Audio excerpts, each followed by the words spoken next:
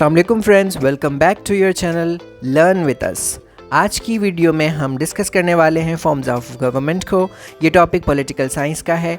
उसके साथ साथ हम ये जानेंगे कि कौन से रीजन्स में कौन से फॉर्म्स ऑफ गवर्नमेंट ज़्यादा प्रैक्टिस किए जा रहे हैं और इनके फीचर्स के बारे में भी हम सीखेंगे। तो आज की वीडियो होने वाली है बहुत ज़्यादा इंटरेस्टिंग। अगर आपने हमारे चैनल को सब्सक्राइब नहीं किया तो please subscribe to our channel and keep supporting us. तो चलिए वीडियो को स्टार्ट करते हैं। और आज का जो पहला फॉर्म ऑफ गवर्नमेंट है वो है डिक्टेटरशिप।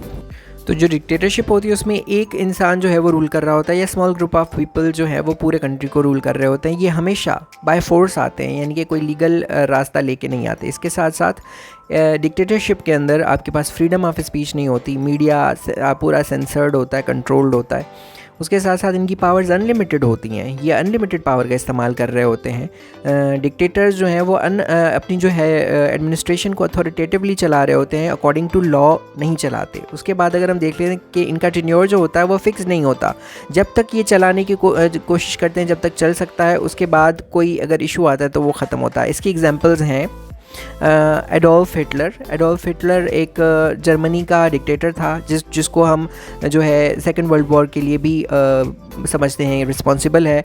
तो ये एक एग्जांपल है डिक्टेटरशिप की। उसके साथ साथ आप पाकिस्तान के अंदर भी डिक्टेटरशिप देख चुके हैं बहुत बार। तो that was about dictatorship. The next one is monarchy. ये हेरिडिटरी सक्सेशन होता है, यानी कि बेटे माँ बाप से ली हुई पावर माँ बाप के मरने के बाद जो है वो बेटे को मुंतकिल की जाती है। तो जैसे पुराने ज़मानों में होता था वो तो मोनार्की ऐसी होती है, फ्रॉम पेरेंट्स टू चाइल्ड जो है ये पावर ट्रांसफ़र की जाती है। उसके बाद अगर हम इनकी पावर की बात करें तो ये एक सिंबल ऑफ नेशनल यूनिटी होते हैं। इसके साथ साथ अगर इनका रोल देखें तो वो as a head of state होता है। कोई ज़्यादा पावरफुल रोल नहीं होता, लेकिन एक सेरेमोनियल रोल होता है। नेशनल यूनिटी के लिए एक सिंबल समझा जाता है इनको। इनकी इन्फ्लुएंस कल्चर और सोसाइटी के ऊपर बहुत होती है, क्योंकि इनकी प्रेजेंस शो की जाती है बहुत सारे एक्टिविटीज़ के अंदर, बहुत सारे इवेंट्स और फेस्टिविटीज़ के अंदर। तो मोनार्की ये होती है। इसकी एग्जांपल की अगर हम बात करें तो यूके के अंदर आप इसको देख सकते हैं कि क्वीन एलिजाबेथ जो थी वो मोनार्क थी। उसके बाद उनके बेटे जो हैं वो किंग बन गए हैं। तो इस तरीके से मोनार्की जो है वो फर्दर ट्रांसफ़र होती रहती है from generation to generation. So that was all about monarchy. Let's go further. Totalitarian and authoritarian regimes. Single party rule होता है, यानी कि कंसंट्रेशन ऑफ पावर होती है। एक सिंगल पार्टी जो रूलिंग पार्टी होती है उसके पास बहुत ज़्यादा पावर होती है, वही एग्जिस्ट करती है। वो कहती है कि या तो हम या तो कोई भी नहीं। तो इस तरीके से उसका जो है वो एक रूल होता है। किसी पॉलिटिकल अपोजिशन पार्टी के लिए कोई स्पेस नहीं होता, कोई अपोजिशन पार्टी के लिए जगह नहीं होती है। हर चीज़ स्टेट के कंट्रोल में होती है, वो चाहे मीडिया हो, चाहे कोई भी गवर्नमेंट का इदारा हो, सब कुछ उनके कंट्रोल में होता है। प्रोपेगेंडा और सेंसरशिप के ज़रिए वो लोगों के अंदर जो है वो अपनी मेन आइडियोलॉजी को इम्पोज कर रहे होते हैं। रिप्रेशन बहुत ज़्यादा होता है, लोगों के ऊपर बहुत ज़्यादा सख्तियाँ और सर्वेलेंस की जाती है, उनकी एक्टिविटीज़ को फॉलो अप किया जाता है, पूरी नज़र रखी जाती है। इसके साथ साथ वहाँ पर डेमोक्रेटिक प्रोसेसेस ना होने के बराबर होते हैं, यानी कि फ्री एंड फेयर इलेक्शंस नहीं होता। उसके साथ साथ वहाँ पर आप देखेंगे कि जो है सेपरेशन ऑफ पावर नज़र नहीं आएगी। नॉर्थ कोरिया की एक बेहतरीन एग्जांपल है अगर हम इसको देखें। Next one is federation and confederation. Federation के अंदर आप देखेंगे कि एक सेंट्रल अथॉरिटी होती है, जैसे कि इस्लामाबाद एक हमारी फेडरल गवर्नमेंट है वहाँ पर। तो इसके साथ साथ अगर हम देखें कि इस डिवीज़न ऑफ पावर्स भी आपको नज़र आएगा फेडरेशन के अंदर, यानी कि जो प्रोविंसेस हैं उनके पास अलग पावर्स होती हैं, जो सेंटर है उसके पास अलग पावर्स होती हैं। यहाँ पर एक कॉन्स्टिट्यूशन, रिटन कॉन्स्टिट्यूशन होता है, उसकी सुप्रीमेसी होती है, जैसे कि पाकिस्तान में आप देखते हैं। उसके साथ साथ एक और चीज़ जो इम्पोर्टेंट है वो है कि इनके पार्ट्स जो है वो एक दूसरे से अलग नहीं हो सकते।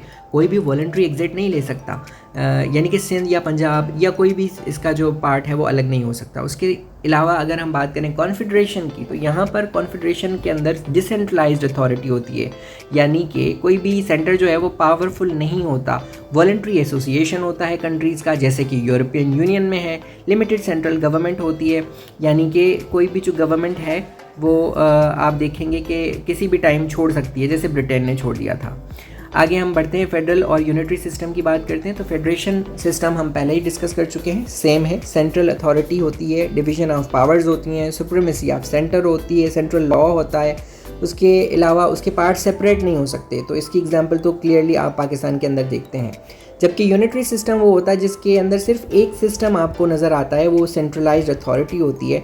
जैसे कि आप यूके के अंदर देखते हैं, ब्रिटेन के अंदर कोई भी नीचे आप रीजनल गवर्नमेंट्स नहीं देखेंगे। लोकल गवर्नमेंट्स के अंदर अगर हैं भी तो वो बहुत ही ज़्यादा कम और लिमिटेड पावर्स होती हैं। उसके साथ साथ नेशनल कोहेजन को ज़्यादा प्रमोट किया जाता है। तो हम देख सकते हैं कि ये जो यूनिटरी सिस्टम है वहाँ पर सारी पावर्स जो है, जो भी काम करना है वो सारा एक फेडरल गवर्नमेंट ने, सेंट्रलाइज्ड गवर्नमेंट ने करना है। और उसके अलावा जो है जो डिस्ट्रिक्ट की गवर्नमेंट्स हैं उनके पास बहुत ही ज़्यादा लिमिटेड अथॉरिटीज़ होती हैं। तो इसकी एग्जांपल आप यूके की ले सकते हैं। तो next is presidential and parliamentary system. जो प्रेसिडेंशियल सिस्टम होता है उसके अंदर प्रेसिडेंट बहुत ज़्यादा पावरफुल होता है और वो डायरेक्टली इलेक्शन के साथ, डायरेक्ट इलेक्शंस के ज़रिए से वो अब जो है गवर्नमेंट में आता है। उसकी जो पावर्स हैं वो एग्जीक्यूटिव की होती हैं, उसकी सेपरेशन होती है और उसके साथ चेक्स एंड बैलेंसेस का आपको निज़ाम नज़र आएगा इसके अंदर। यानी कि जो बाकी जुडिशरी के अलावा, जुडिशरी और जो लेजिस्लेचर है वो आपके ऊपर चेक एंड बैलेंस रखती है। ये फिक्स टर्म के ज़रिए से आते हैं।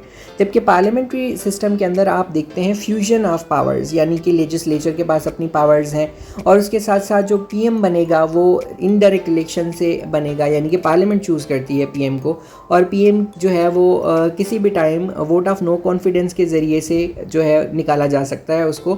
जैसे कि आपने पाकिस्तान के अंदर देखा कि इमरान खान की गवर्नमेंट को वोट ऑफ नो कॉन्फिडेंस के ज़रिए निकाला गया। जो पार्लियामेंट्री सिस्टम है उसके अंदर कैबिनेट जो है वो लेजिस्लेचर से आती है, जबकि जो प्रेसिडेंशियल है वो प्रेसिडेंट अपनी कैबिनेट लेके आता है। The last one is democracy.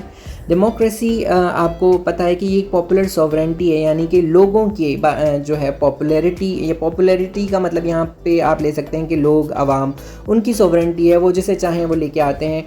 उसके साथ साथ आप देखते हैं कि रूल ऑफ लॉ, जो लॉ है बने हुए हैं उसी का रूल चलता है। फ्री एंड फेयर इलेक्शंस होते हैं, सिविल लिबर्टीज़ होती हैं, लोगों को आज़ादी होती है to choose, to move, to speak. तो हर चीज़ जो भी आपके फंडामेंटल राइट्स आ जाते हैं। उसके साथ साथ सेपरेशन ऑफ पावर्स आप देखते हैं इसके अंदर, यानी कि जो पावर्स हैं लेजिस्लेचर की अलग होगी, जुडिशरी की अलग होगी, आपके एग्जीक्यूटिव की अलग होगी। अकाउंटेबिलिटी आपको इसके अंदर नज़र आएगी, चेक एंड बैलेंस आपको इसके अंदर नज़र आएगा। तो ये सारी चीज़ें जो है आपके डेमोक्रेटिक प्रोसेस में आ जाती हैं। और डेमोक्रेसी आप यूएस के अंदर देख सकते हैं, यूके के अंदर देख सकते हैं, फ्रांस के अंदर देख सकते हैं। बहुत सारी कंट्रीज़ जो हैं वो डेमोक्रेसी को जो है वो प्रैक्टिस कर रही हैं और इसको दुनिया के अंदर बेस्ट फॉर्म ऑफ गवर्नमेंट कहा जाता है। Thank you so much for watching our video. Like and subscribe to our channel if you are understanding and liking our content. Keep watching us. Thank you.